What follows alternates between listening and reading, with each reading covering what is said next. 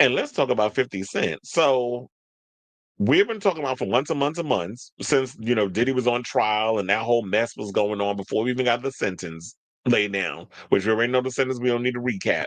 But 50 Cent was over on social media trolling the whole time about, I'm going to make a docu-series based off of the Diddler.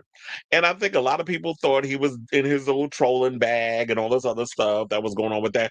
Well, it looks like he wasn't trolling at all, because 50 Cent has finally come out and revealed today a release date for his Diddy docu-series, which I'm kind of mad that he didn't call it Diddy Do It. I thought that was the perfect opportunity to call it Diddy Do It, not Sean Combs The Reckoning. So 50 Cent's much talked about Netflix docuseries about Sean the Diddler Combs has set its official title, Sean Combs The Reckoning, and will premiere on December 2nd. So that's literally next week. So they said, you can't, quote, you can't continue to keep hurting people and nothing ever happens. This is what Mark Curry is heard saying, in a short teaser for the series. It's just a matter of time. Well, I always say that. Karma will always come to collect. It may not come today, it may not come tomorrow, but eventually she's going to come to collect. Now, 50 Cent, child, we already know what his real damn name is, and Combs have long been rivals. And Jackson taunted Combs on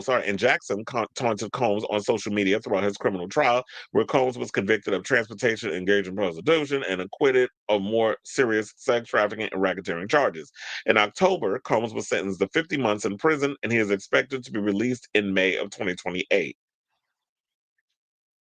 Oh yeah, it was, because I forgot. I think it was supposed to be March, and then they prolonged it to 2 months, and they were saying it was due to him doing dumb stuff behind the scenes in the prison.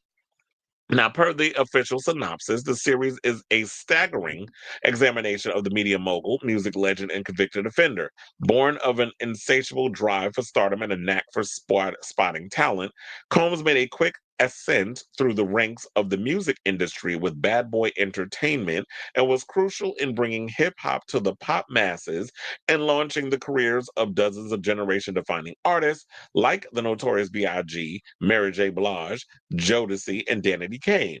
But along the way, and as detailed by his former associates, childhood friends, artists, and employees, something darker began to color his ambitions through explosive, never before seen materials, including exclusive interviews with those formerly in his orbit.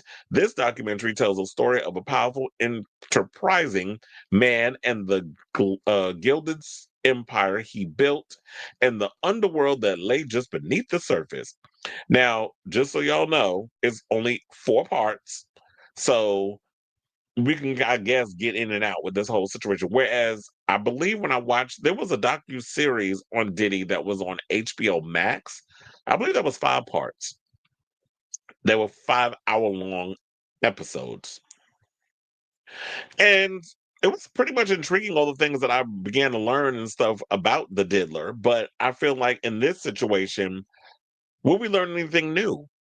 And I guess the only way to find out is by watching the series, which I am going to do, because at first I was like, I don't know. I feel like I've learned all I needed to know about Diddy.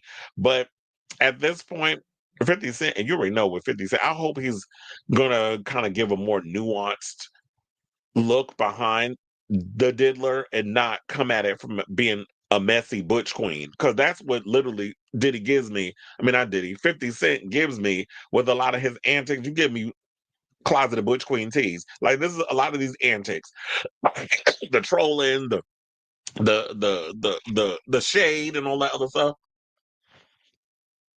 that you be doing on social media.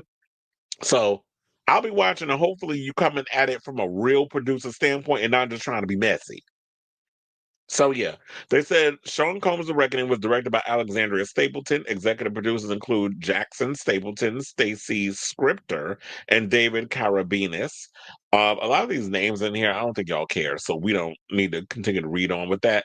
But I will say this: I didn't see the trailer, I didn't watch it. I just saw like there was a big announcement or whatever.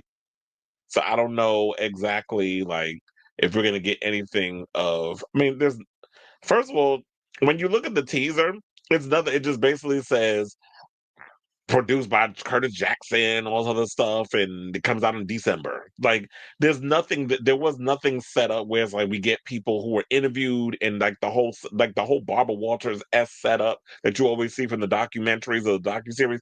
There was no real trailer behind it, so it was like a little teaser.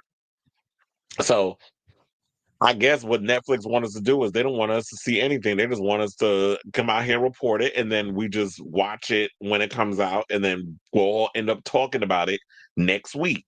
So I definitely want to hear from you all. What do you guys think of this story? Are y'all here for another docu-series about the diddler? Will you be watching? Do you not care? I definitely want to know what your overall thoughts on this is. So let me know what your thoughts are on this story in the comments down below.